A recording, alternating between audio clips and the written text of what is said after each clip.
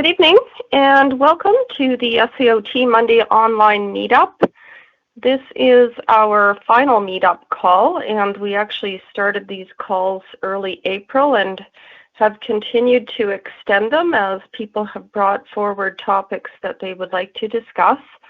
My name is Robin. I'm Executive Director at SAOT, and tonight the theme of our call is impacts for acute care OTs working in mental health.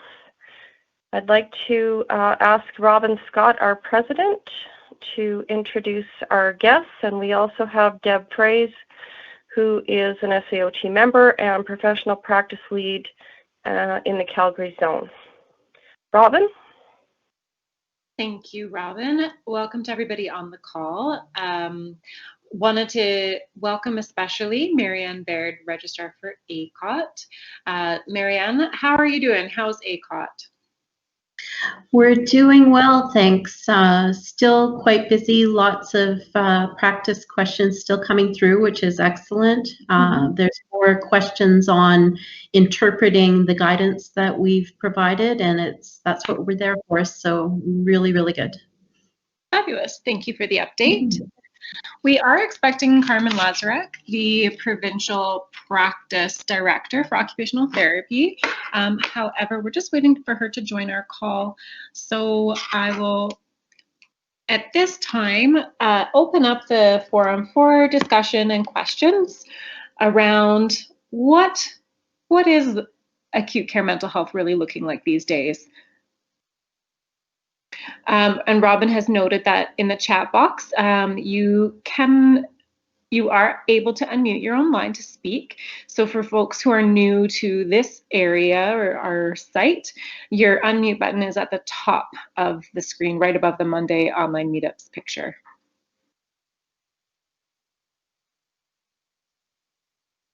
Our open forum is really just an opportunity to share what's been going on for folks. If you've got questions, if you've got updates as well about how maybe acute care mental health is looking in your region or your hospital.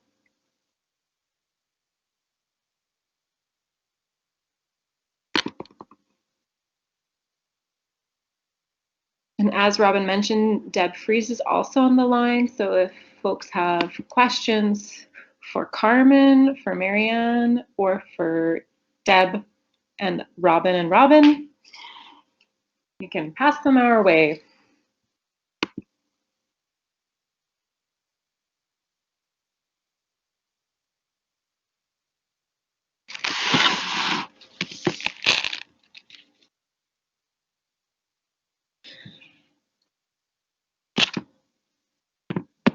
Maybe I'll go ahead and just ask the question of, as things are starting to open up these days, how are things looking on folks' units? Are things starting to return to normal, or are people still following the same group guidelines of reduced group sizes? How are folks managing functional assessments?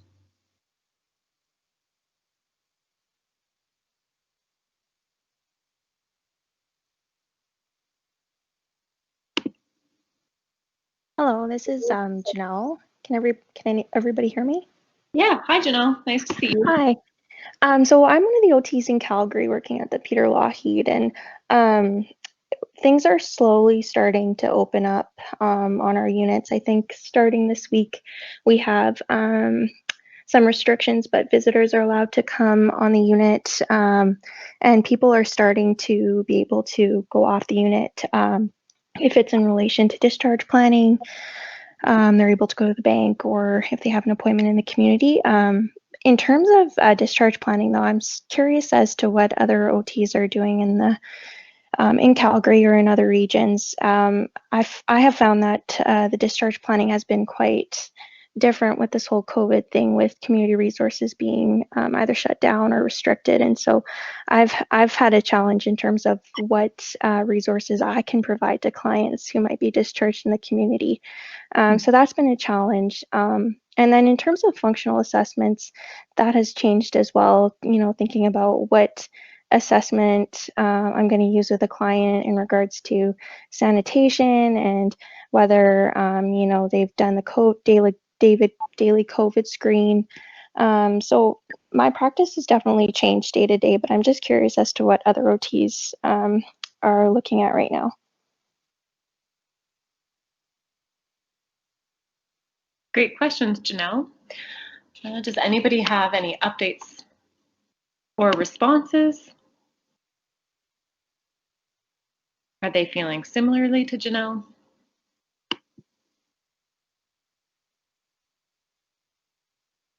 Hi, Robin. Hi, This Kim. is Kim. I definitely relate to what Janelle is saying, but I also come from the same team at the Peter Lougheed. And just to provide an update to the group programming that we're offering, our group programming hasn't changed since COVID first started. So we're still running groups that are at a maximum of 5 participants and still like following very similar guidelines in terms of hygiene and where leaders are wearing masks and sanitizing. So from that, they're still also offered only on the unit. We haven't, other than for specific individual functional assessments, haven't really been taking people off of the units. However, like Janelle had said, now that visitors are starting to come to the units and clients are starting to go on passes, that might change in the coming weeks. Again, I think with discharge planning, it's a struggle just because some of the agencies that we are often referring clients to are definitely doing things a little bit differently, either through online means like Zoom, webinars, definitely like the group programming I think that's offered in the community that we rely so heavily on just looks different now. I'm not too sure. I can't really add more in terms of what other people are doing across the city.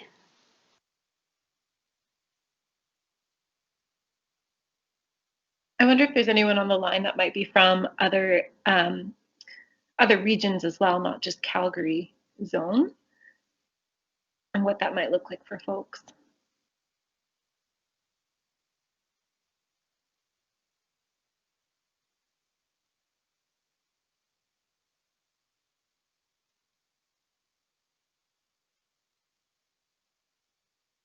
From a community perspective, Kim and Janelle, I'm just curious.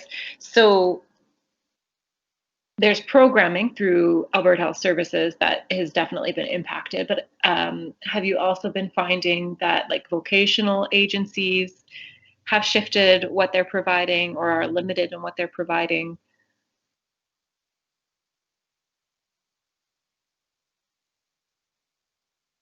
Hi, Robin. I think a lot of agencies, like some like prospects, I think like CMHA and like Recovery College. I can't remember if Elements, how their programming has changed or if they have done any online Zoom meetings. I know I think Calgary Counseling was doing online. A lot of people are doing more online offerings of some groups, maybe more one-to-one online and Zoom offerings. I know we've been really lucky in that we have at the Peter Lougheed an Access Mental Health Liaison on our service all 3 units. So she's been awesome in terms of updating us as well on what agencies and organizations through AHS and through just community are changing their practice and how they're servicing clients. So that's been a huge benefit for us. And she often will send out a massive document of updates on what programming is being offered and how it's being offered. But I think there's just been the services that are provided are definitely more restricted. And then there's definitely a lag time or more of a delayed kind of how easily it will be to get individuals connected to some of these programs. And then there's also been some, I think, instances where individuals that were referring to other organizations where there's even within AHS, it seems, or across AHS in all different zones may not be accepting referrals at this time. So that's been a bit of a barrier as well.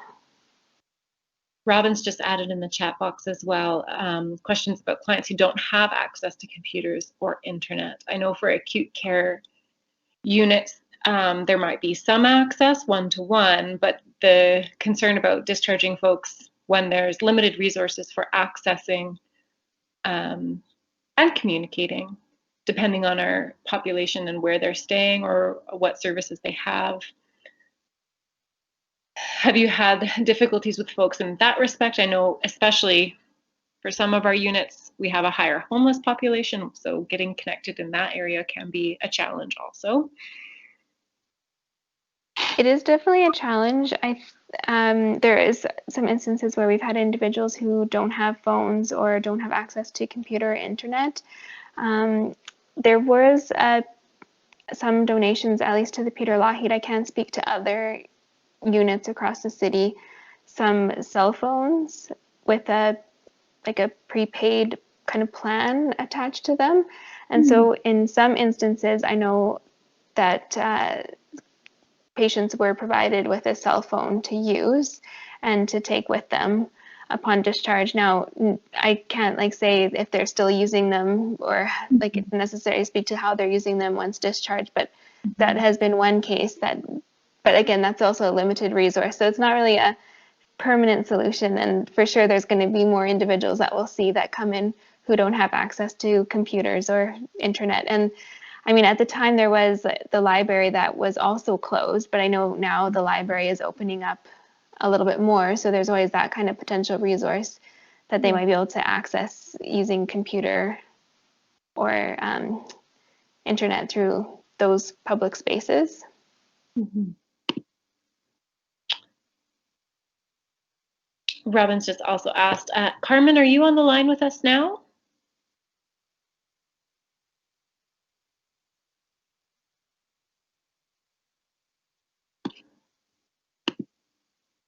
Doesn't appear so. Okay. Thank you, Kim, for some of those updates. I'm wondering, does anyone else have questions or thoughts to add to the group? Oh, perfect. Deb?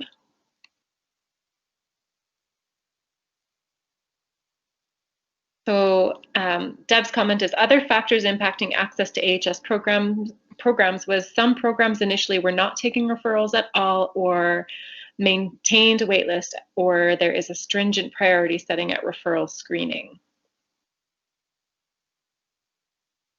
So I'm imagining we're seeing some backlogs with that as well.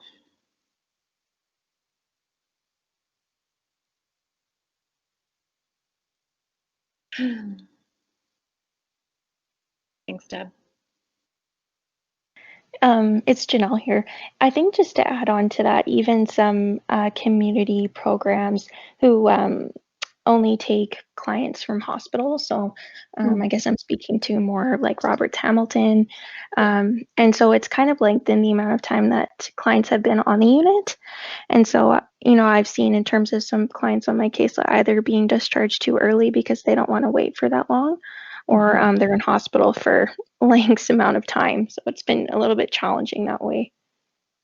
Yeah, that certainly puts into play the pressure that I imagine the units are in general as far as bed capacity.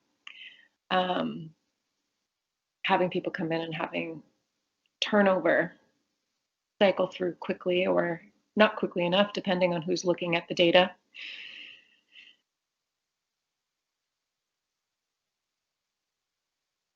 Are folks on the line feeling a lot of pressure as far as to provide functional assessments given the lack of resources that are maybe available or lack of space and equipment to be able to complete functionals?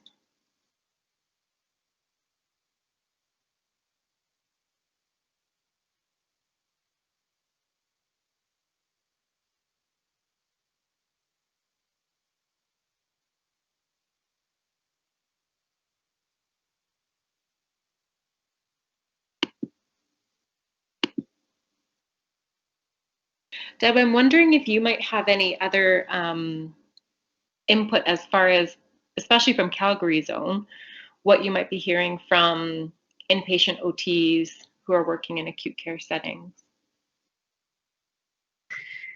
actually, I have more questions than input. Like one thing I wondered, I was actually doing a job shadow with a therapist in acute care mental health, and one of the things that I was struck by was because of the need for continual masking for staff. Do you feel that that's having an impact on your relationship with your clients, given that you always have a mask on?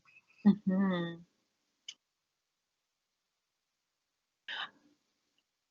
I know for myself personally, I'm not working on acute care adult populations anymore, but with kiddos, absolutely, I feel like it is affected, and especially in family meetings as well.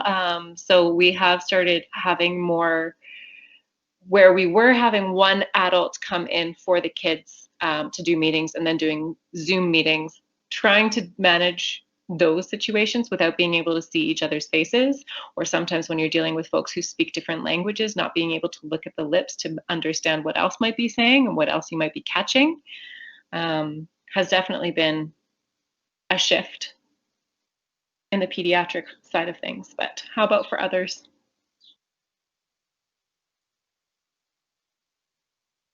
Shireen is agreeing. Marianne, you noticed that some providers are developing masks that have a clear area around the mouth so people can read expressions better. I think there was something that popped up recently about an occupational therapist that was creating something along those lines initially a couple months ago. Kudos to OTs. Hi, Robin. I also agree. I think it definitely negatively impacts the client interaction, and in some cases, just the communication style and the rapport that you can necessarily build, because so much of your face is covered and you don't get to accurately kind of portray your emotions, or it may be harder for people to receive that, especially for folks that have a challenge to read emotions in the first place. Yep. So it definitely impacts client interactions for sure.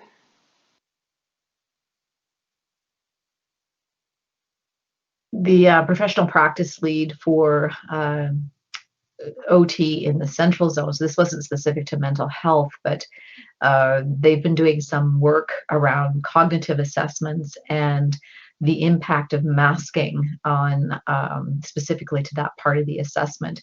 And they had done some work around just trying to decide when risk assessment, basically when to mask and when not to mask, and when was it actually less risky to not mask in order to be able to get the information that they required to help the client. And so I thought that was very interesting, insightful work, is that there's focus on the risk of COVID-19, but there isn't an awful lot stated about the risk to the well-being, and we know ourselves as the relationship with our clients is part of our therapeutic interventions. And so if we have a mask on and we're really just trying to help people the best way that we can, and if the mask is interfering with our ability to do the best that we can by our clients, is that a greater risk than the virus itself? Chanel's brought up a good point about depending on the person's mental state and if they're experiencing paranoid ideation, how challenging that can be to connect and meet and establish rapport with folks going forward.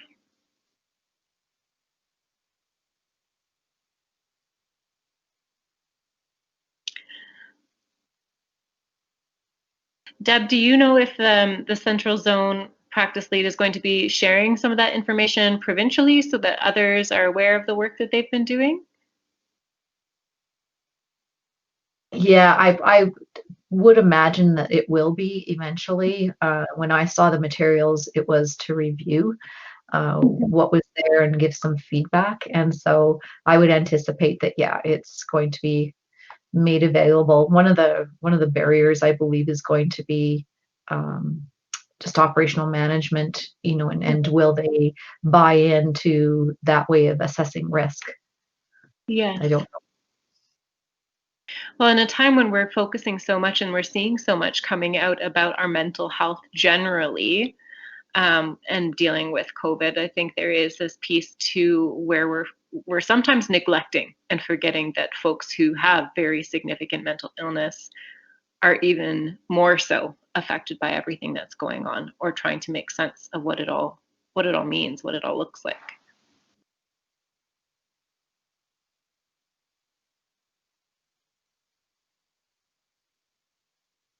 Does anyone else have other things to share or questions to share?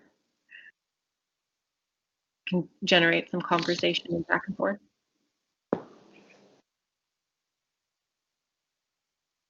Good question, Janelle. How have other OTs found providing mental health care to others while trying to take care of your own mental health with COVID-19? Would anybody like to share?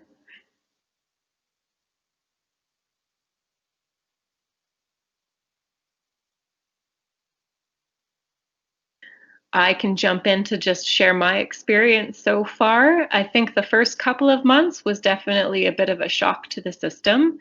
I have found in the past month, couple of weeks, with everything else that's going on online, I'm feeling especially drained from the Black Lives Matters protests, information that's spreading about our Indigenous populations and the experiences that they're having. On top of social isolation, not necessarily getting to see people, I'm having a more difficult time managing. I certainly was in a good routine a couple of months ago, and that fell by the wayside. So I'm trying to get back to my coping strategies. And Deb's asked a good question as a follow-up to Janelle's. For those of us on the line that are AHS staff, are the resources available helpful at all?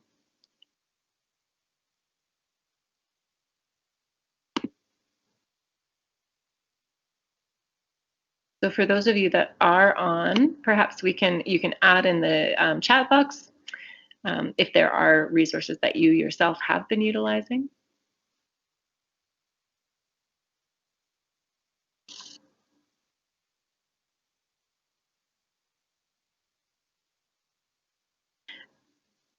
Deb, I've certainly found some of the resources helpful. I think the challenge is knowing ourselves what are the strategies that we should be occupying to and instilling in our day-to-day. We know that information. It's the matter of taking the actions and the steps towards actually applying them. Sometimes I get stuck actually doing that work. I don't know if other folks feel the same. Thanks, Sharina. Hi, Robin. I can relate to what you're saying as well. Mm-hmm. So Sharina's mentioned that she's been trying to set herself small goals.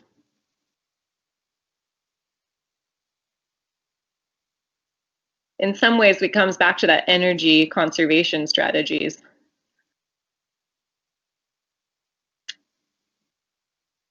So AHS leadership teams looking at the importance of having battle buddies. Deb, can you share more about that and what it might look like?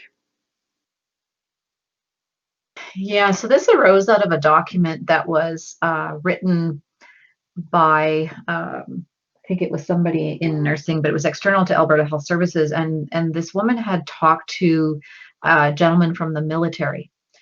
And really, when you're in a battle, which we all, I think, can consider COVID-19 as a battle, you know, you have few resources, there's lots of demands, there's lots of changing that's going on, there's lots of, quotes unquote threats, those sorts of things. And this military guy talked about the importance of actually in the trenches, on your unit, like an army unit, not necessarily a clinical unit, but an army unit or a group of people. It was really, really important to consider who your battle buddies were. And so who were those? So the leadership I was referring to is actually our professional practice lead team in Calgary Zone. And we recognized that each other, that we were our battle buddies. And so that in the midst of this, who is your safe place to go to talk about how you are feeling or talk about the frustrations, because as you know, things came out from the government that changed very, very quickly. Alberta Health Services, in response to it, things changed like something that was a policy. And so there was this ever evolving situation, how tiring it is to feel such a lack of control and nothing is the same. And it's not only that, you layer on that your personal life, where things are not the same. Going to the grocery store is a different kind of adventure. And, you know, those who have elderly parents or grandparents and, you know, concerns around that. And so who do you go to? Who knows what you're going through, right? Someone else that's understanding the same pressures and making sure. It's this thing about isolation. We know this about our clients, that social isolation is a very dangerous thing for mental health. But what about us? Like, what, you know, who is your battle buddies? Who are the people that, because my concern, like, lots of good resources if you worked for Alberta Health Services, but really, really, what do we need in situations like this? And so that's why I asked the question of the people on the line is, you know, yes, there's these things, you know, setting small goals, making sure we have our routines, sounds like OT, but what really is helpful? Is it all that knowledge? You know, what really is it?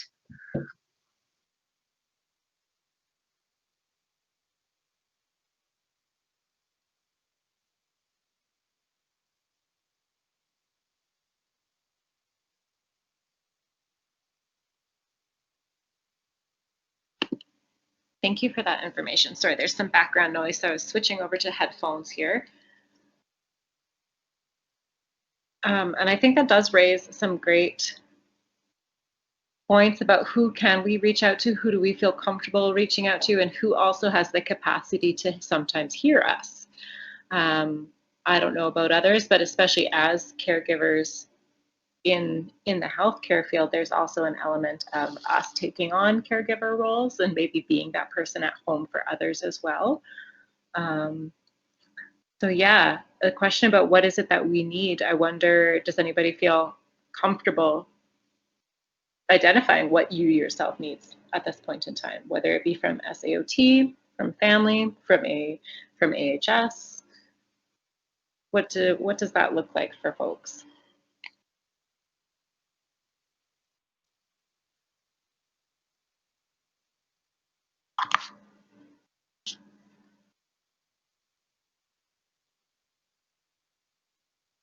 Just going along the lines of what Deb said, for myself, like I know it's been important to, you know, identify, you know, a person at work that is my battle buddy, I guess you could say, as well as like in my personal life. So having that person when I come home, you know, to tell them whether, you know, I had a great day or it wasn't so great of a day.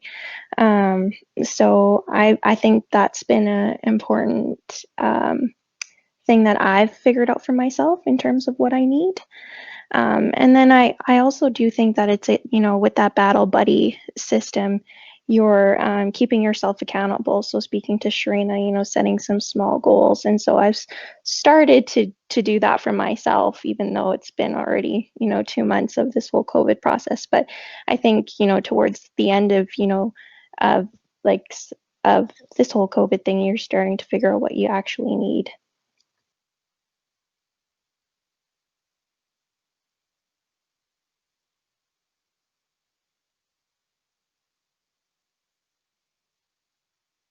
Thanks, Janelle. Has anybody else found strategies, people that they're able to? Robin's mentioned that her battle buddy has been her mom. But you don't feel comfortable being honest with your own challenges because she isn't coping well with the COVID situation herself. I don't think she can handle it right now, so I tend to smile and tell her I'm fine. I'm sure we can all relate a little bit to that, Robin, whether it be with our parents or our partners.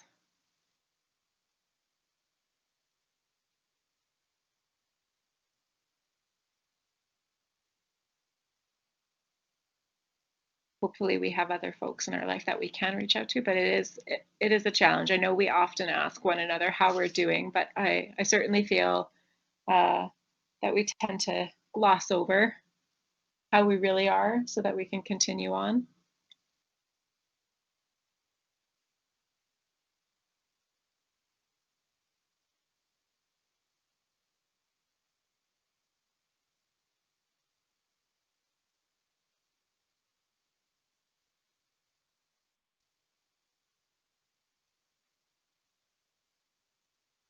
Deb, I know we were very lucky last year to have the resiliency workshop that the Calgary, oh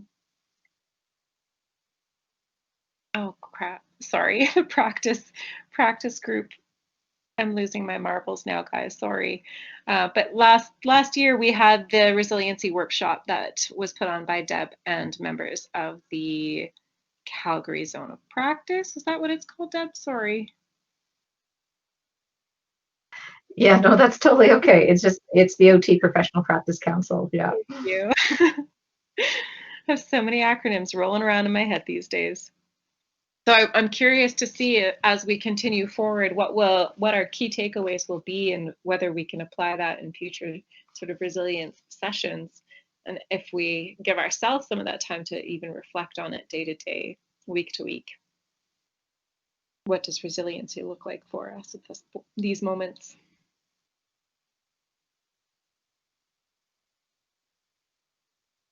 Robin has mentioned, is there anything SAOT could provide to you at this time or that you would like to see from SAOT?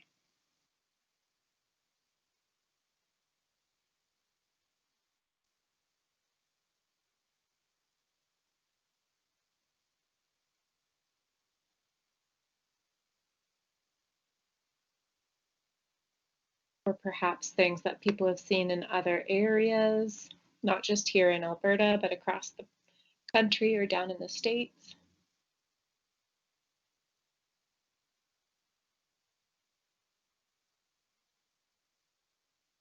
Isn't there a free series from Rochelle Thibault through COT on resilience? There may well be. Has anybody been listening in on any of the COT free webinars that have been posted lately?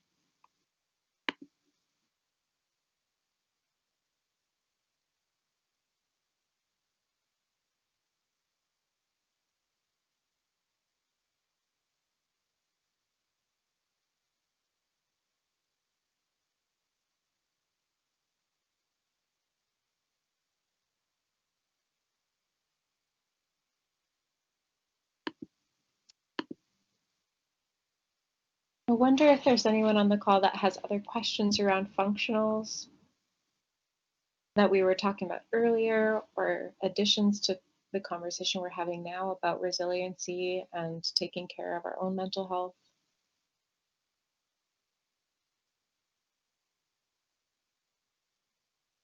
Kim's put in the chat box that there is one with CAOT, so Robin, that's something that we can work on with CAOT or SAOT as far as sending out to the membership to raise some awareness around that.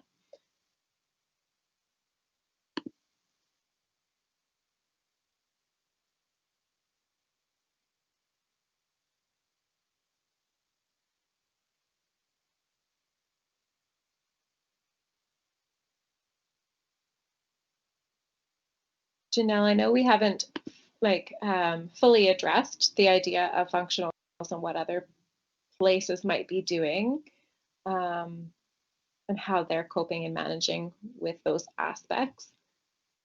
But that is something that we can continue to have conversations about in the background, certainly with AMHOT. For those of you that might not know, AMHOT stands for the Alberta Mental Health Therapists. Oh, sorry, Robin. I was just wondering, I know there's only, I think Kim and Shreen are on the line, but in regards to just functional assessments, yeah, I was just wondering how other OTs were approaching them in other regions, just because I know I have found that I've had to choose certain assessments based on, you know, sanitation And, like the ILS has the phone book, and I know a few other ones do. So I know it, like I've had clients wash their hands thoroughly and then wear gloves for some of the items at the ILS, but I was just wondering what other OTs were doing in regards to that.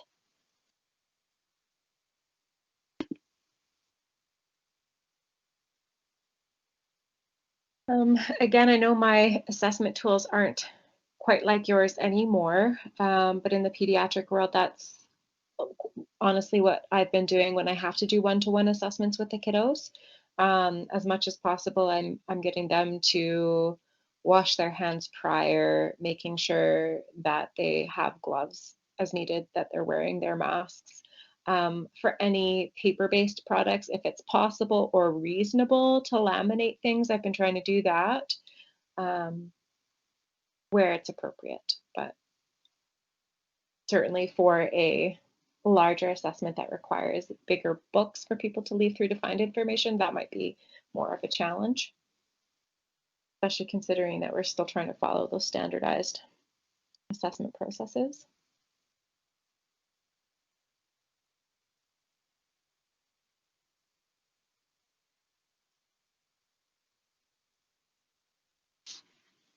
Hi, Robin. This is a little bit off topic of functional assessments. I apologize for taking the conversation in a different direction.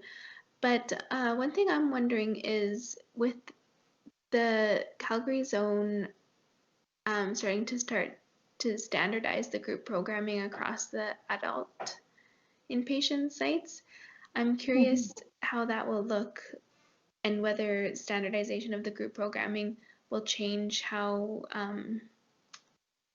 we start opening up and like lifting restrictions on our groups. Like I'm kind of curious on how those two will intersect and impact each other. And does anyone have any updates on what that might look like?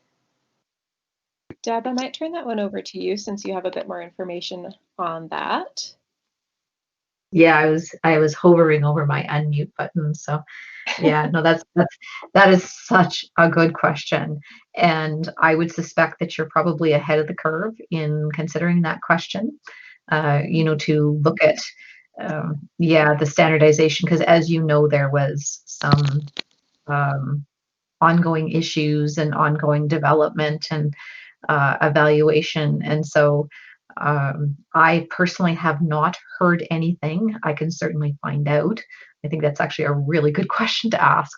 I can go to the person who is the project manager for that and see what kind of work they intend to do and how that's going to intersect. So, yeah, basically, I don't know at this point, and it's a really, really good question.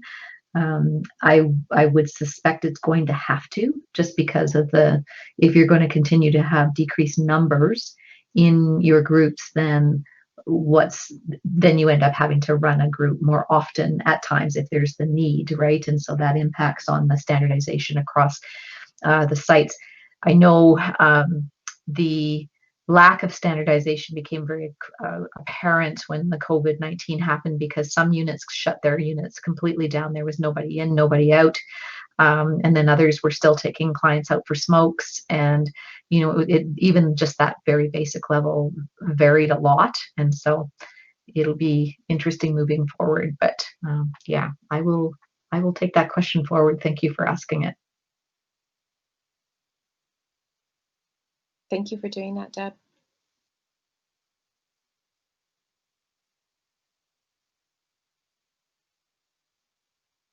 I wonder now if there's any other burning questions or thoughts. We still have about 20 minutes left of the call, but whether or not we use all that time is up to you guys.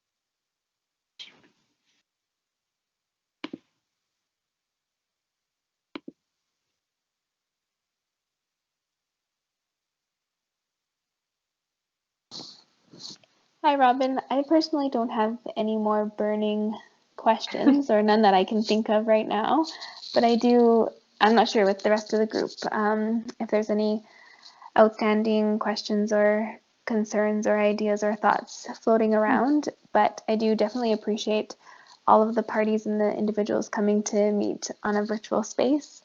That's greatly appreciated. Thanks, Kim.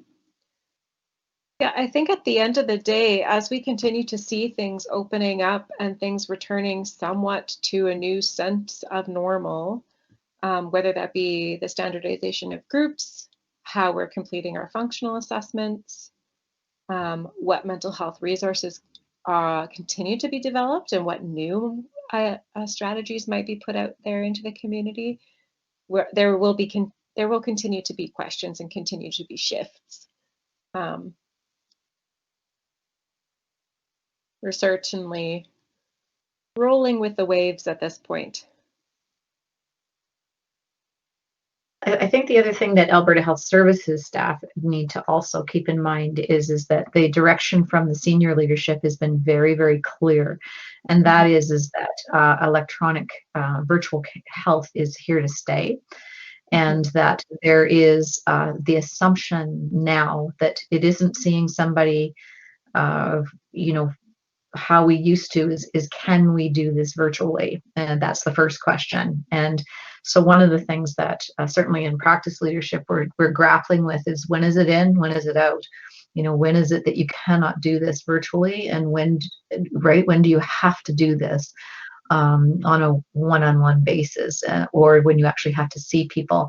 I know one of my concerns, especially in mental health, is that as we were talking about, right, just the impact of having a mask on, never mind always having a virtual contact rather than face to face, and the impact on our clients whose mental health is sometimes very very fragile, right? They don't have a huge amount of resilience, and so I think there's a lot of unanswered questions. Absolutely.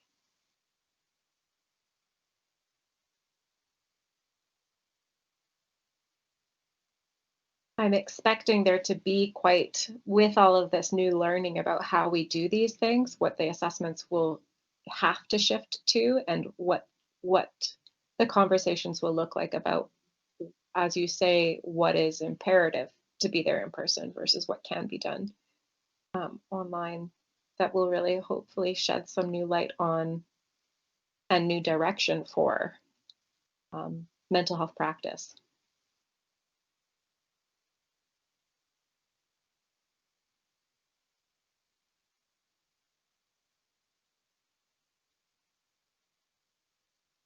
So if nobody else has any questions or comments, I just wanted to thank you guys for participating. Thank you, Marianne, for being on the call, and Deb for participating and helping me moderate the call and answer those questions. And thank you, Robin, of course, for helping set all of these online meetups up.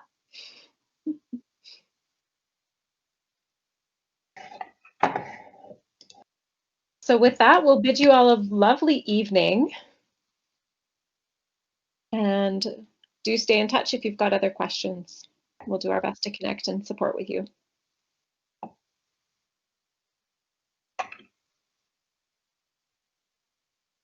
Take care, everyone.